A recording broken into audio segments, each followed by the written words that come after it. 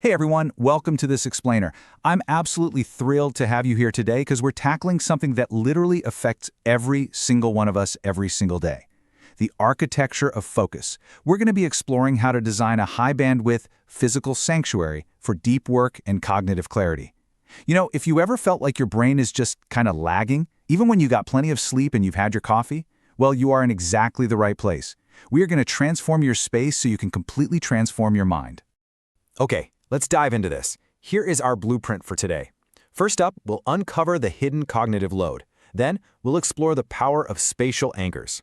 Next, we'll build out the 3 pillars of focus. And finally, we'll wrap things up with a super effective clearing the deck routine.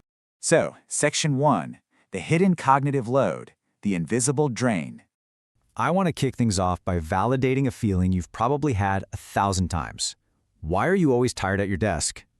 I mean, picture this scenario, or really, just take a look at the reality of a setup like this. You sit down, you're expecting a totally clear mind, but you're bathed in this harsh, clinical white light. Right there in your peripheral vision, exposed, tangled cables, random piles of paper, maybe a half-empty coffee mug from yesterday.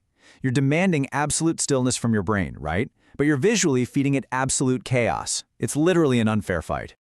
And here's the crucial thing you've got to understand about how your brain interacts with all these objects. Your brain is essentially this massive open processor. It is constantly, and I mean endlessly, scanning your environment for micro-inputs. So when you see a stack of unsorted mail, or a chaotic tangle of cords, or just a really messy shelf, your brain doesn't just see inert, physical things. It sees what we call open loops. This creates visual friction, which acts as a completely invisible silent drain on your working memory and executive function. Your brain is literally trying to process all those pictures of a mess at the exact same time you're trying to write an email or solve a problem. No wonder we get exhausted. Just look at the stark contrast between these two environments. Environmental psychology proves time and time again that when you curate your space, you directly curate your mind. On the one hand, a chaotic room automatically generates a chaotic mental baseline.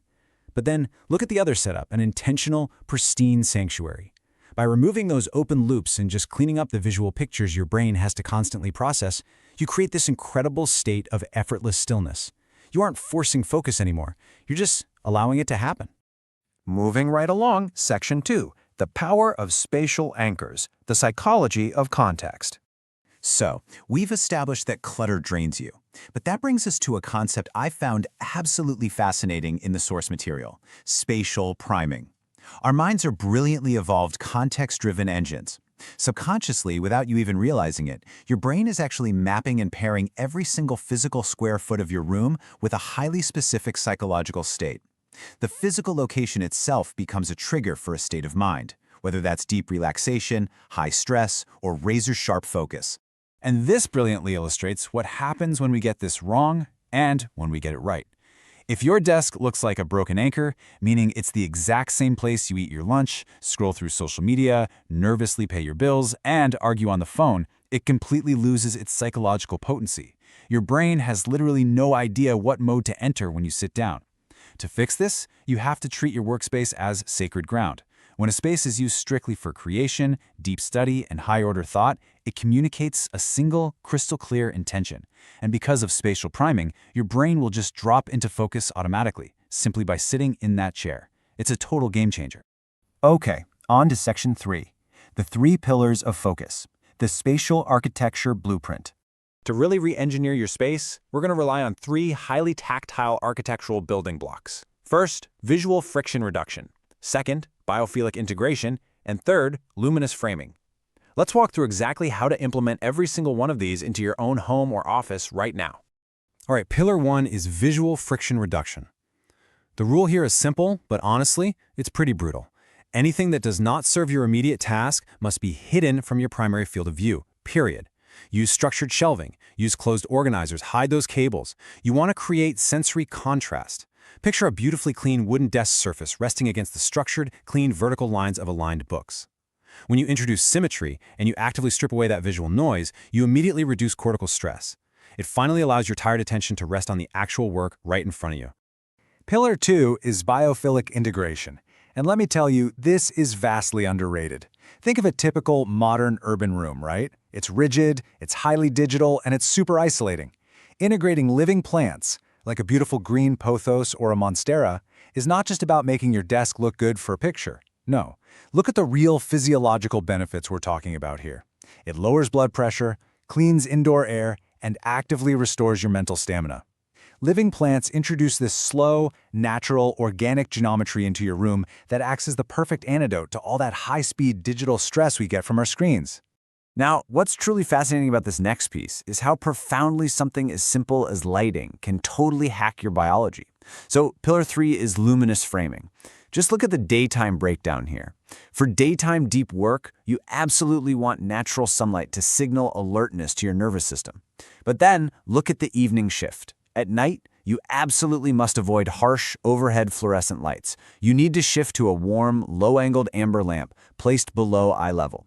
That warm glow casts these soft shadows and signals safety and quiet to your nervous system, perfectly preparing your brain for deep, reflective thought.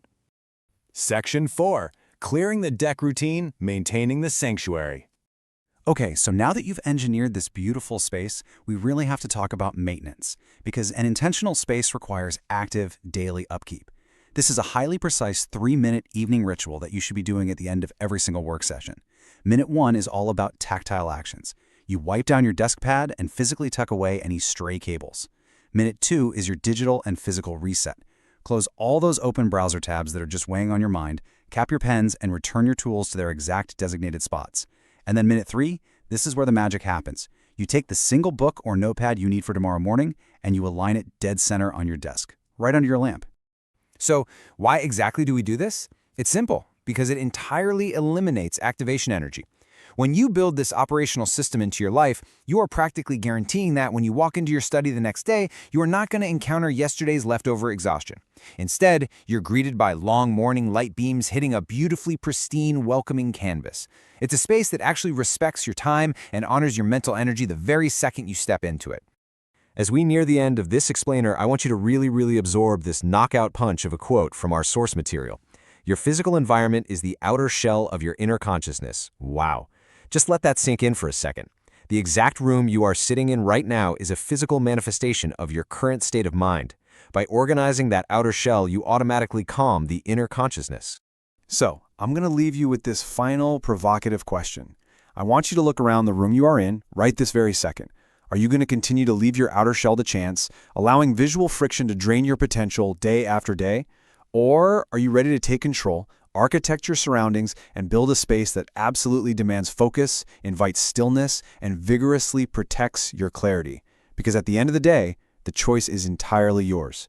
Thank you so much for joining me for this explainer, and honestly, I cannot wait to see the incredible sanctuaries you all build.